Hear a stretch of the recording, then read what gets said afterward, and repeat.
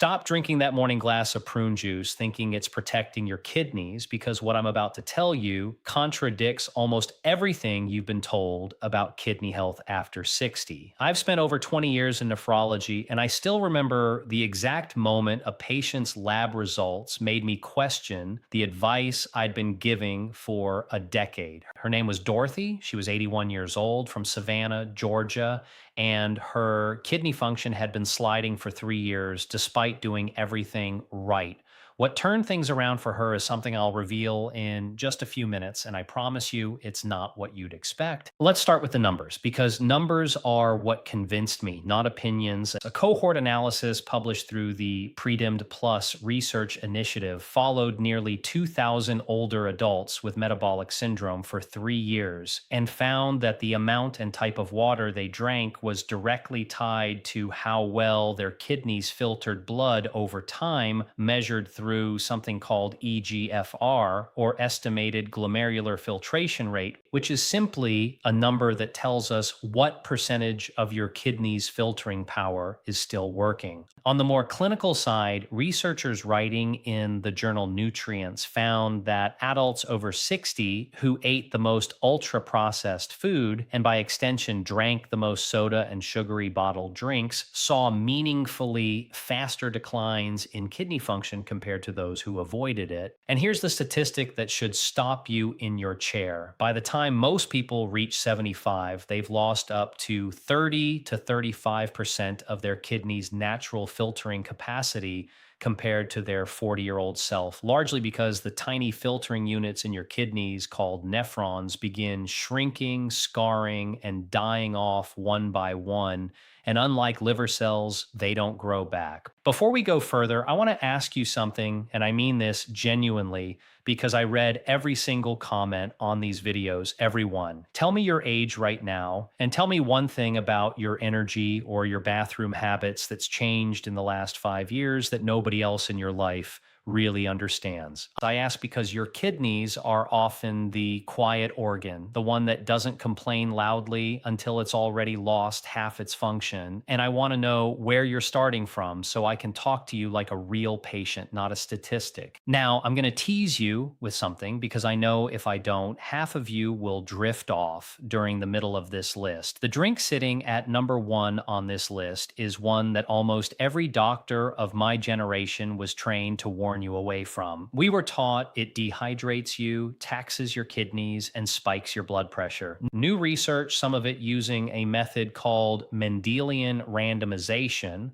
which essentially uses your genetics to prove cause and effect rather than just correlation, has turned that old teaching upside down. Stay with me because by the time we get there, you'll understand exactly why I now recommend it to patients in their 70s and 80s who are trying to protect what kidney function they have left. Let's count down from 6 to 1 because the drinks that matter most deserve to be the ones still ringing in your ears when this video ends. Number 6 on our list is plain old-fashioned water. And I put it at 6, not because it's unimportant, but because most of you have already heard this one, even if you're not doing it correctly. Here's what the newer research adds that older advice missed. That Predimmed Plus data I mentioned found that older adults who consumed higher total water intake, particularly from plain water rather than sugary or artificially sweetened drinks, showed a slower decline in kidney filtration over a 3-year follow-up period. Separately, physicians at UCLA Health have pointed out that as you age, your kidneys become less efficient at concentrating urine and conserving water, and at the same time, your body's natural thirst signal weakens so you can be moderately dehydrated and not even feel thirsty. Think of your kidneys like a water filtration plant in a small town. When the water supply coming in is low, the plant has to work the pumps harder and run them longer to push the same amount of waste through. And over years, that extra strain wears the equipment down faster. Adequate water keeps the pressure and flow steady so the filtering membranes aren't straining with every cycle. For practical timing, I tell patients to drink a full glass of water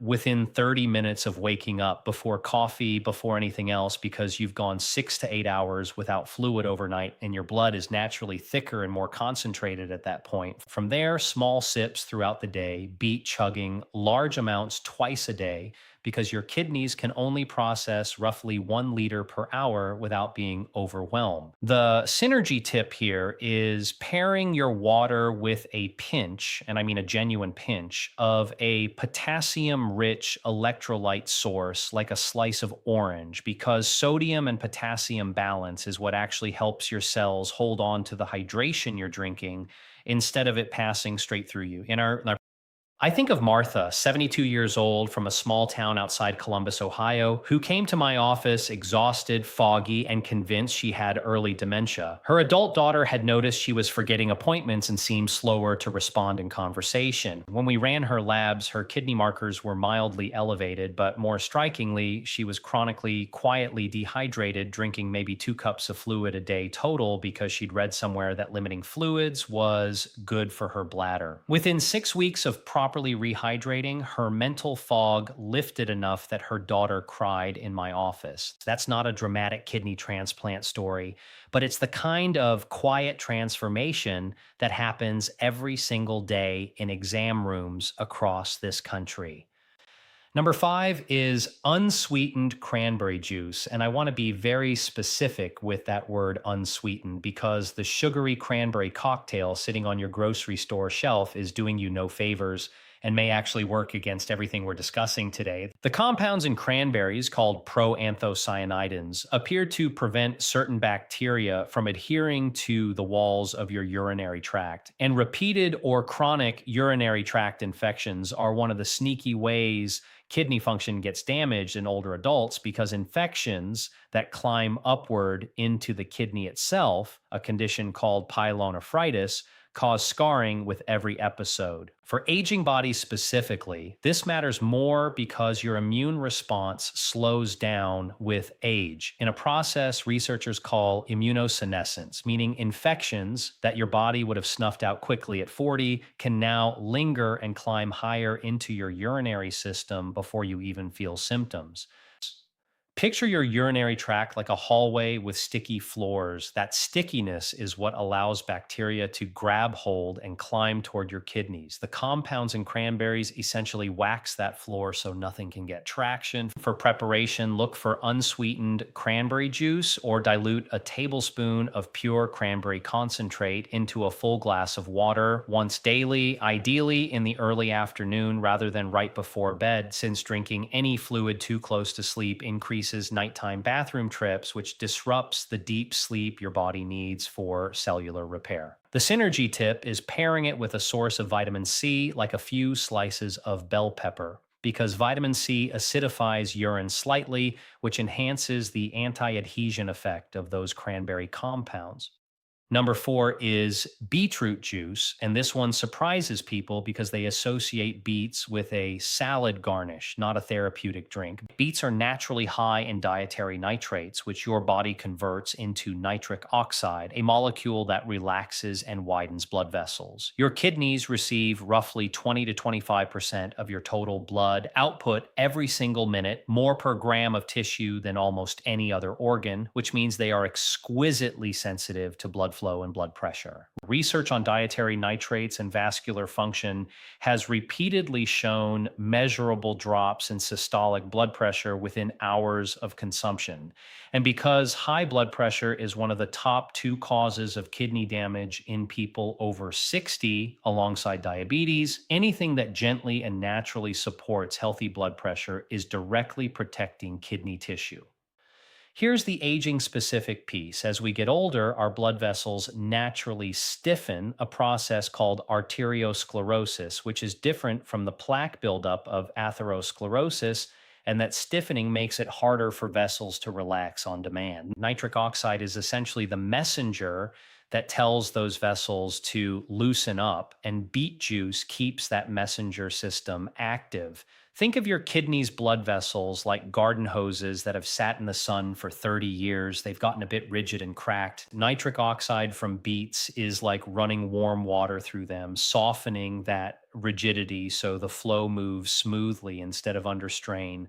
For preparation, 4 to 8 ounces of fresh beet juice or a low sodium bottled version, taken about 2 to 3 hours before physical activity like a walk, gives the nitric oxide time to peak in your bloodstream and support blood flow when your body needs it most. The synergy tip is pairing beet juice with something containing vitamin C, like a splash of lemon, which helps stabilize the nitrate to nitric oxide conversion process in your saliva and gut. Now, before we get to the top three, and trust me, they get more interesting from here, I need to ask a favor. If you've made it this far, you clearly care about protecting your independence. And that tells me you're exactly the kind of person this channel was built for. Hit that subscribe button. And if this information has been useful so far, tap the like button too, because it genuinely tells me and the platform that content like this deserves to reach more people your age who need to hear it. I read every comment below, so if you have a parent, a spouse, or you yourself have dealt with declining kidney numbers, tell me down there. I want to know.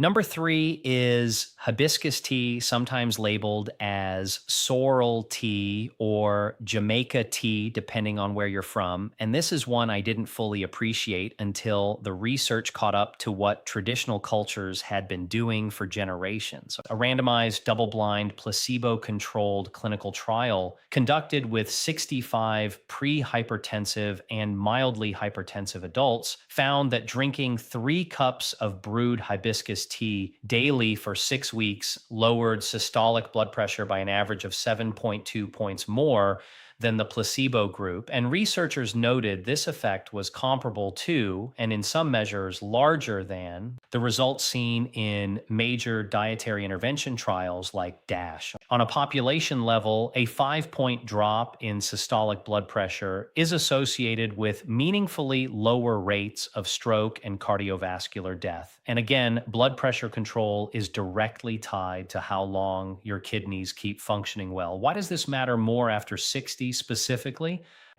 Because your kidneys contain a dense network of tiny blood vessels called glomeruli, which are essentially microscopic filtering baskets. And chronically elevated blood pressure damages these delicate structures the same way running water at full blast through a fine mesh sieve eventually stretches and tears the mesh. Hibiscus tea's natural compounds appear to relax those vessels gently, reducing the pounding force your glomeruli absorb with every heartbeat. For preparation, steep dried hibiscus calices about 2 teaspoons in hot water for 10 minutes and aim for that same 3-cup range shown in the research, spread across the day rather than all at once, ideally with your last cup no later than early afternoon, since some people find it mildly diuretic. One important note for those already on blood pressure, medication, or diuretics: talk to your physician first, since hibiscus can amplify those effects.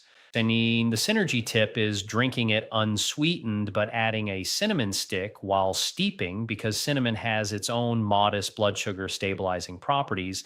And stable blood sugar reduces the glucose related strain on your kidney filters. I want to tell you about Robert, 68 years old, a retired mechanic from outside Tucson, Arizona. Robert's blood pressure had been stubbornly sitting around 150/95 for years, despite 2 medications. He was skeptical when I suggested hibiscus tea as an addition. He told me flatly, "Doc, I've heard this before. Teas don't do anything real." 12 weeks later, his home readings were consistently in the 130s. And more importantly, his urine microalbumin, a marker that tells us how much protein is leaking through damaged kidney filters, had dropped by nearly a third. He still jokes that his wife makes him a kidney pot of hibiscus every Sunday now.